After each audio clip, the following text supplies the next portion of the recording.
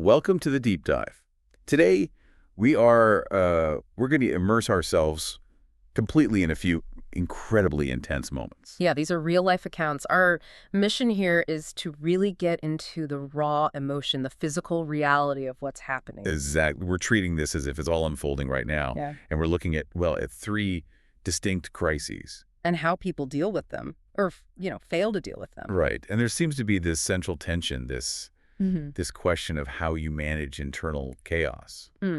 It looks like there are two main responses we're seeing. The first is what you might call suppression, trying desperately to hide the storm inside. And the other. Spectacle, just letting it all out. Sometimes it even seems like they're deliberately creating a show out of their own breakdown. Okay, so let's start with suppression. Yeah. Let's start with a man named Tiny Ewell. A great name. The name is immediately ironic, isn't it? Because he's described as elf-sized, very small man. His feet, they barely even reach the floor of the taxi he's in.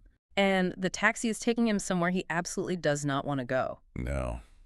Back to East Watertown. It's described as a grim three-decker district, a place he grew up, but we're told he now takes these incredibly involved routes just to avoid it. So this is a moment of forced transition. It's humiliating. He's just been kicked out of the controlled world of a detox facility. And sent right back to a world that has, quite literally slammed the door on him. And you have to picture the person with him. There's this large rehabilitative staffer in the seat right next to him, just staring ahead, placid as a cow. Completely calm.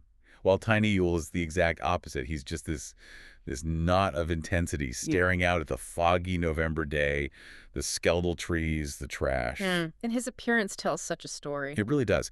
He's small, round, has this white goatee, and a violent flush to his skin, like a radically downscaled Burl Ives. And the clothes are all wrong. The jacket's a 26S, the slacks are 26-24. It's not just bad fashion. No, it speaks to a man who has lost control over how he even presents himself to the world. But there's that one detail about the shirts, the ironing. Yes.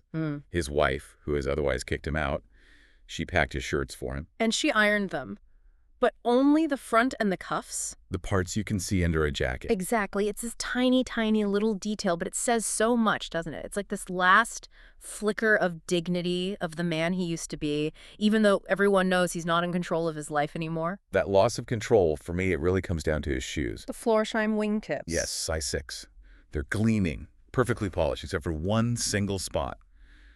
This jarring white scuff mark. And that scuff isn't just a random mark. It's not just dirt. No, it's a monument. A physical monument to his breakdown, yes. Yep. That is the exact spot where he kicked his own front door. Just before dawn, after he found out his wife had changed the locks and was only talking to him through notes slid through the mail slots. Such a cruel detail. So in the taxi, he sees this mark. Yeah. And he leans down, very focused, and tries to rub it away with his thumb. But he can't. It just pales and smears. It doesn't go away. So my question is this the suppression you were talking about in action? He's trying to erase the physical evidence of his past. Oh, absolutely. That is the fight against reality right there. He can't change what happened at the door. He can't undo the restraining order, but maybe, just maybe, he can erase the sign of it. But his failure to do so just proves how bad things are. Right. And it's visible. I mean, the cabbie even asks him if he's sick, and Tiny's reply is so telling. So it would seem. He admits something is wrong, but he keeps the real humiliation buried. And the shoes themselves. They have their own story from inside St. Mel's Detox. They do. They were taken from him almost immediately, after about 24 hours without a drink, when the DTs started. He had this terrifying hallucination. He saw mice. Vermin oozing from the electrical outlets. And his reaction was violent. He demanded they fumigate the place, and he was running around hitting these imaginary mice with one of his Florsheims. This chaos is what led the staff to intervene. A nurse and a couple of large men, they basically made a trade with him. They took his nice shoes. And in return, they gave him Librium. A heavy sedative to, as they put it, fumigate what really needed to be fumigated. So for 2 weeks, he wasn't wearing his wingtips. He was in these green foam rubber happy slippers. With the little smiley faces on them. Right. Which the staff privately called piss catchers. A lovely image. So that gleaming, scuffed Florsheim on his foot now. It's his first real link back to being a functional adult, even with that contradictory white mark on it. Okay, so we leave Tiny there, in the taxi, trying to suppress it all, trying to polish away the trauma. But let's go back to the room he just left. Back to St. Mel's. To see the opposite. to see the spectacle. Exactly. Let's talk about the roommate. The man who, we're told, gave Tiny Ewell the screaming memes. He's still there. He's wearing the piss catchers and a striped robe. And he has that rude corpse look of late-stage detox, a kind of burnt yellow color to his skin from hepatitis.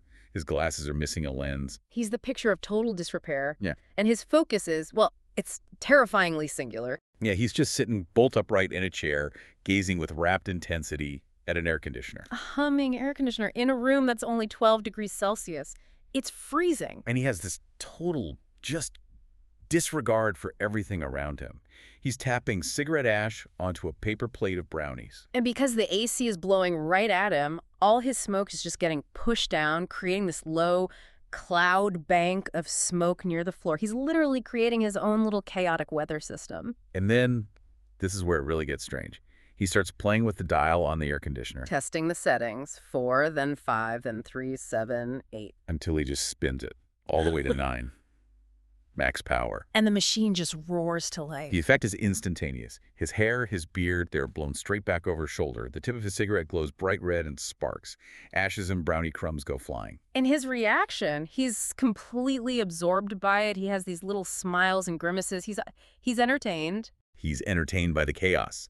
He's using a machine that's meant for regulation and control to orchestrate his own sensory overload. And that's the contrast you need to hold in your head. Tiny Ewell, desperate to control reality, polish it, make it disappear.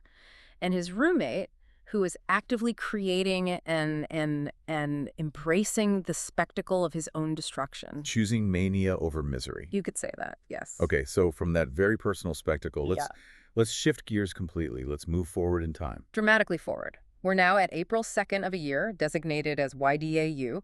Some future point in time, the significance of which isn't clear, but it feels ominous. And we are in a room, a very crowded room. And the first thing we learn is that it smells very bad indeed. This is a serious event. You can tell by who is there. A whole collection of powerful, important people were in a room where some Near Eastern medical attaché has apparently rigged a recursive loop on a screen, a monitor. The guest list is startling. You've got the attaché's devout wife, you have the personal physician to a Saudi prince, Prince Q, and his assistant. Plus 2 armed embassy security guards, dispatched by a, hardly pissed off Prince Q. Because the attaché missed a big meeting. He just didn't show. And then, to make it even stranger, 2 Seventh-day Adventist pamphleteers just walked in. The door was unlocked. The door was unlocked. They'd seen, and this is a chilling detail, they'd seen human heads through the window before they even came inside. So, to recap, the room smells horrific. There is evidence of extreme violence, and yet everyone in that room is very still and attentive. Not one of them looks distressed. Not one of them looks in any way displeased. the stillness, that's the part that gets me. Security guards, religious people, a wife, all of them just standing there, watching a loop on a screen. Completely unaffected by the absolute horror surrounding them. The reality of the situation has been totally replaced by this passive spectacle on a screen. And that really brings all 3 scenes together, doesn't it? We start with Tiny Ewell, whose reality is breaking through as scuff marks in imaginary mice. Then the roommate, who generates his own violent spectacle with an air conditioner. And now, a group of highly functional, powerful people who have just retreated. They've checked out from a gruesome, smelly reality to passively watch a loop. So what does that mean? What does it mean when the actual physical evidence of death, the smell, the bodies, is less engaging than what's on a screen? It suggests that when we are confronted with an undeniable and overwhelming crisis, the impulse to retreat is just. It's overpowering. Whether that retreat is suppression or mania or just passively observing something else, anything else. Exactly. The crisis isn't the event anymore. The crisis becomes the complete failure to even acknowledge the event happened. Which brings us back to our first question, and it's something for you to think about. Mm-hmm. In these moments of extreme crisis, who really has more control? Is it Tiny Ewell, quietly trying to polish away the evidence of his own destruction? Or is it the roommate, who is fully embracing and orchestrating the spectacle of it? And what's the point of control, really, when the reality you're trying to control is already gone?